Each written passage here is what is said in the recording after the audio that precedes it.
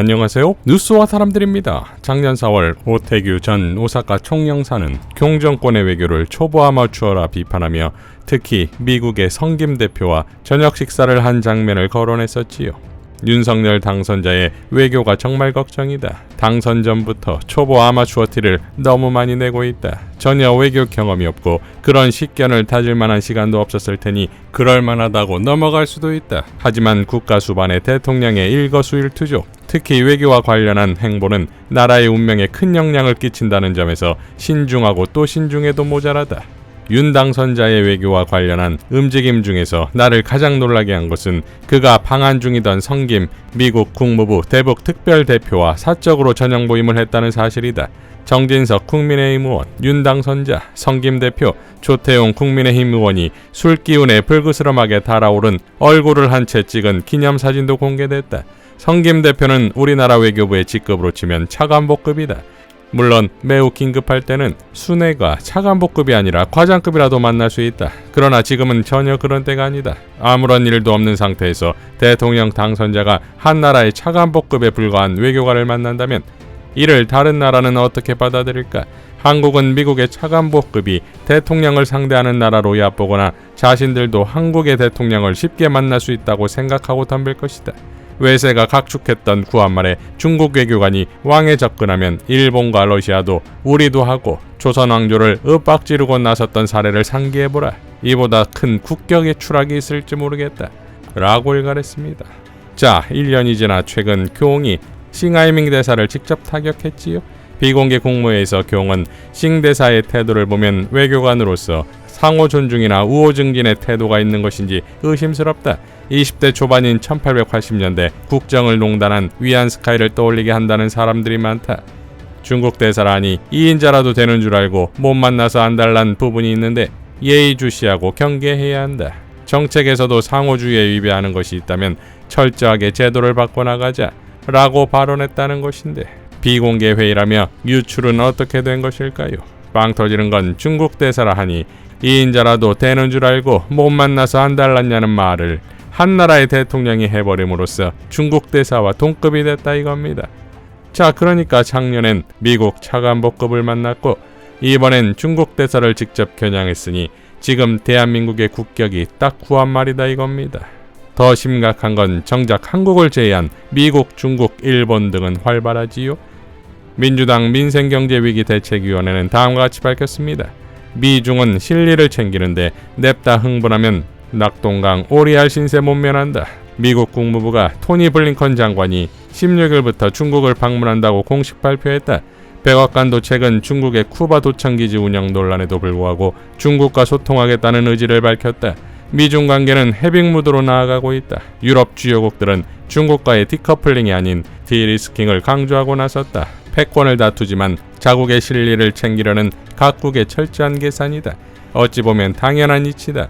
경제도 외교도 묻지마 편먹기에 올인하는 한국을 두고 우려의 목소리가 커지는 상황이다. 미중일이 관계를 개선하고 실리를 챙긴다면 한국은 낙동강 오리알 신세를 면치 못할 것이다. 무능한 정부 대신 중국과의 소통 채널을 유지하고 돌파구를 모색하려는 야당의 노력을 여당은 내부 정치 선동에나 악용하고 있다. 전형적인 후진국 정치에서 나타나는 현상이다. 곧 해빙이 시작될 것. 중국과의 디커플링은 재앙. 국민의힘은 이것이 누구의 발언이라 생각하는가? 미국 바이든 대통령과 제닛 옐렌 재무장관에게도 굴종외교라 할 텐가? 라고 일갈했습니다. 자, 이에 대해 김어준 총수도 다음과 같이 발언했지요. 이게 대통령이 직접 나서면 어떻게 합니까? 시진핑 주석이 나선 게 아니잖아요. 시진핑 주석이 한마디 하니까 우리 대통령이 한마디 했다. 이게 아니잖아요. 이게 자가 발전하고 있는 거거든요. 계속해서. 그러면서 위안스카이는 이게 내정 간섭했다는 거예요. 이거 말이야 바로 해야지요. 대만 문제를 거론하는 게 그들에게 내정 간섭으로 비춰서 이 난리가 난 거예요. 갑자기 싱하이밍 대사가 아무 일도 없는데 한국 이러면 안 된다고 한 게 아니라 대통령이 이렇게 나서버리면은 더 이상 할 수 있는 게 없어요. 대통령이 못을 박아버렸기 때문에 뚝딱뚝딱 하다가 나중에 정상들이 풀어야 되는데 대통령이 먼저 나서가지고 저놈을 쳐라 이러고 있는 거 아니에요.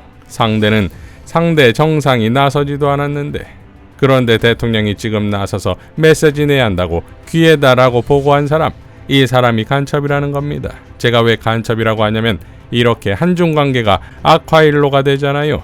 일본이 너무 좋아합니다. 일본은 두 가지 이유에 좋습니다. 하나는 경제적으로도 그 빈 공간을 일본이 사이에 들어갈 수 있고, 실제로 우리 화장품 빠지니까 일본 시세이도 막 올라가잖아요.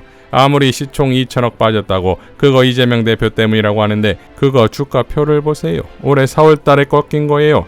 윤석열 대통령이 대만 문제 말할 때 그때 확 꺾인 겁니다. 대통령 발언은 그렇게 중요한 거예요. 그런데 지금 이렇게 나서버렸잖아요. 간첩이란 이유 하나 더는 뭐냐면, 이러면 일본의 외교 공간이 활짝 열립니다. 중국한테 막 나서고 덤비고 있는 것은 한국이고, 일본은 한 발 물러서서 그 역할을 한국이 하고 있으니까 어른 외교할 수 있어요. 어른 외교. 여유 있게 라고 발언했습니다. 자, 김종대 의원도 다음과 같이 밝혔지요. 윤 대통령이 직접 나선 중국 대리기. 13일 윤 대통령이 국무회의에서 싱하이밍 주한 중국 대사에 대해 부적절한 처신에 국민들이 불쾌한다고 직격했다. 윤 대통령은 싱 대사를 청나라의 위안스카이에 비유하기도 했다. 이제껏 대통령실 안보실과 외교부 등에서 나온 대중국 메시지 중 가장 수위가 높다. 대통령 발언의 맥락을 살펴보면 우리는 더 이상 중국의 속국이 아니며 지난 정부의 대중 굴욕 외교를 답습하지 않으며 중국의 내정 간섭도 거부한다는 뜻이다. 여기서 이상한 조짐이 보여진다. 지난 9일 조태용 안보실장과 김태효 안보실 1차장은 한 학술회의 기조연설에서 중국에 대해 발언하기는 했으나 톤이 그리 높지 않았다.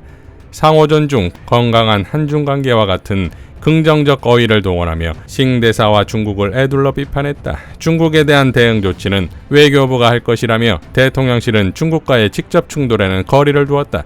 일종의 외교 프로토콜이었다. 그런데 윤 대통령의 생각은 전혀 달랐다.